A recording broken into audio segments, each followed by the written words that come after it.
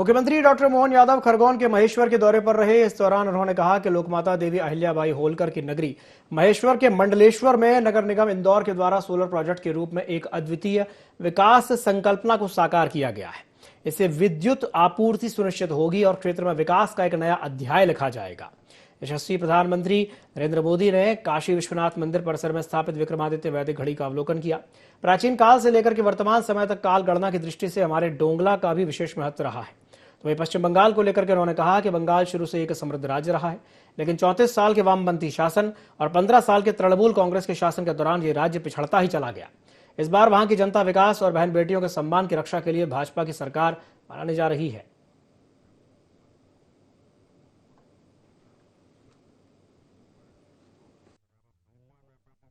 से होलकर वंश के साम्राज्य में इंदौर की शान बढ़ाने के साथ मालवा और देश भर में अहिल्या महारानी ने सुशासन के माध्यम से अपनी पहचान बनाई थी।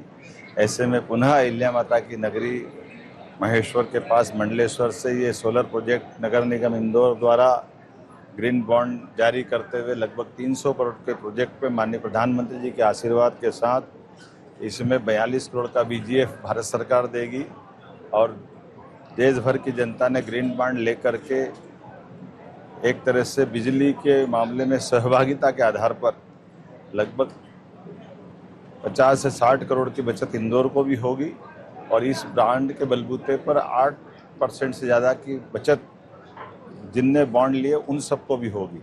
तो परस्पर सहभागिता का इंदौर नगर निगम द्वारा माननीय महापौर पुष्पमित्र भार्गव जी ने इसकी संकल्पना करते हुए आगे बढ़कर जो ये प्रोजेक्ट खड़ा हुआ, मैं उनको बधाई देना चाहूँगा। मुझे इस बात की प्रसन्नता, इसके आधारशिला हमारी सरकार बनने के साथ माननीय प्रधानमंत्री जी ने दिसंबर 2023 में रखी थी और आज वो फलीभूत होकर के जनता के सामने ये आदर्श उदाहरण बना है। इसके साथ साथ वैदिक घड़ी भी आज उनने अवलोकन किया।